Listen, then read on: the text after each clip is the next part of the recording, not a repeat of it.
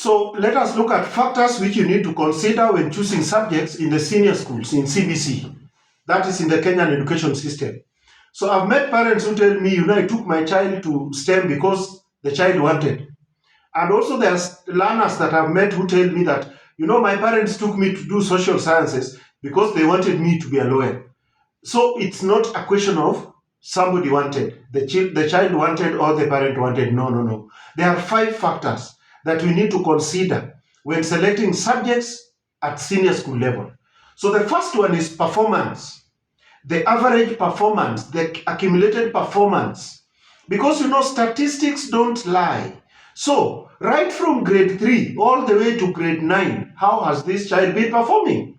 So you get the averages for STEM from grade 3 to grade 9, for social sciences grade 3 to 9, arts and sports science from grade 3 to 9, which is higher. And there must be that consistency so that you see which one is consistently higher than the other one. Statistics will never mislead you.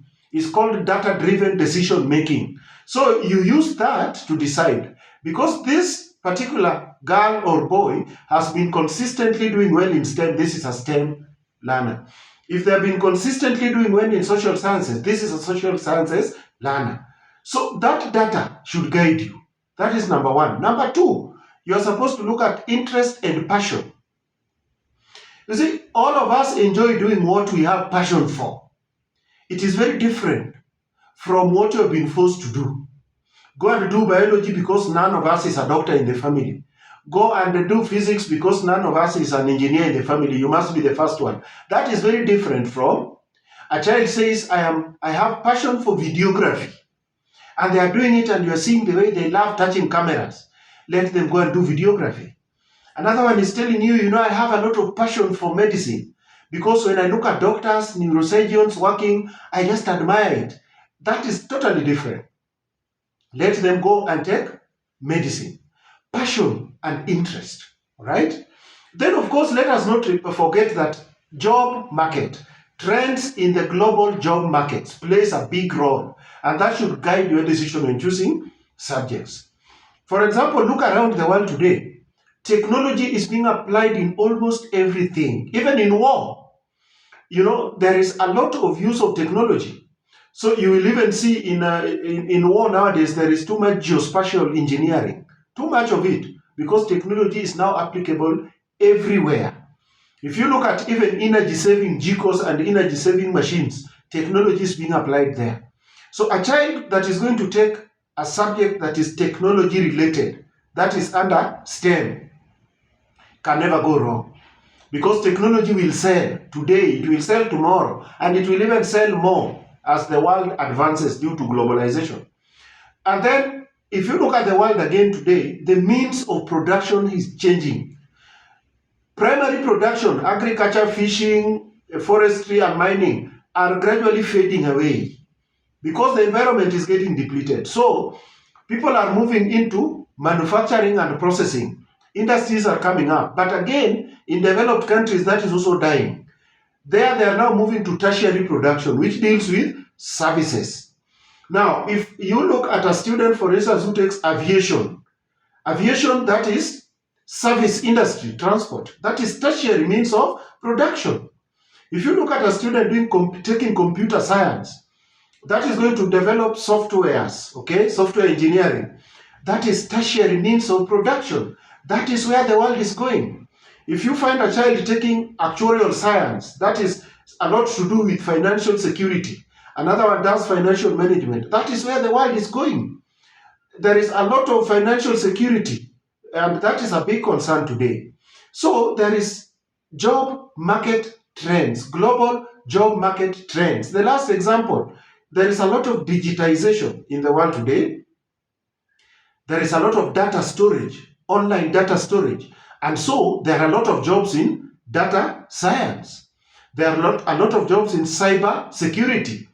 So if a child takes courses that take them towards cyber security, data science, that child is on the right track, because that is digitization, which is now a process that is very common in the global job market trends. So you check at global job market trends, right? That is besides what we have already mentioned on interest, and performance, right? And then there is the fourth factor, which is very, very interesting. Constant demand areas or constant demand sectors. You see, there is no way a child will be wrong by taking medicine. When will people stop going to hospital? When? There is no day a child will be wrong by taking engineering related subjects.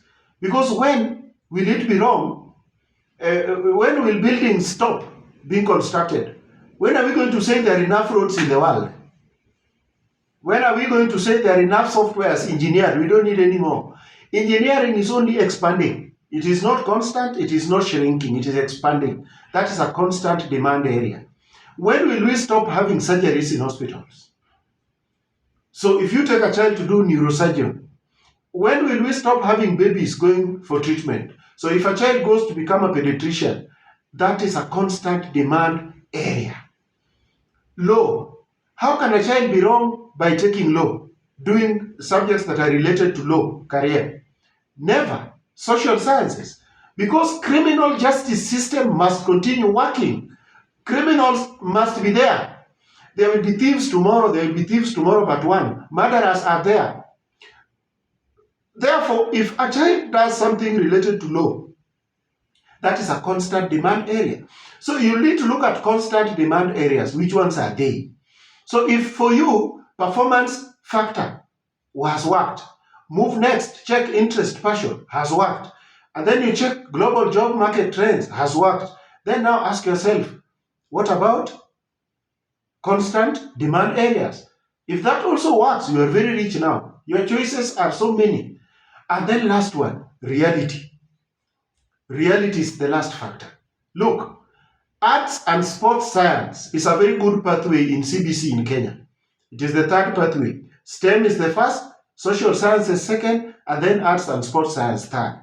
But tell me, although the government has allocated only 15% of admissions to arts and sports science pathway, 25 to social sciences, and then 60 to STEM. Yes, there is a lot of emphasis on STEM. But again, this 15% for arts and sports sciences, let us face the reality. If you go to Europe today, sportsmen are some of the richest. They are billionaires. Look at English Premier League. But let us come back to Kenya.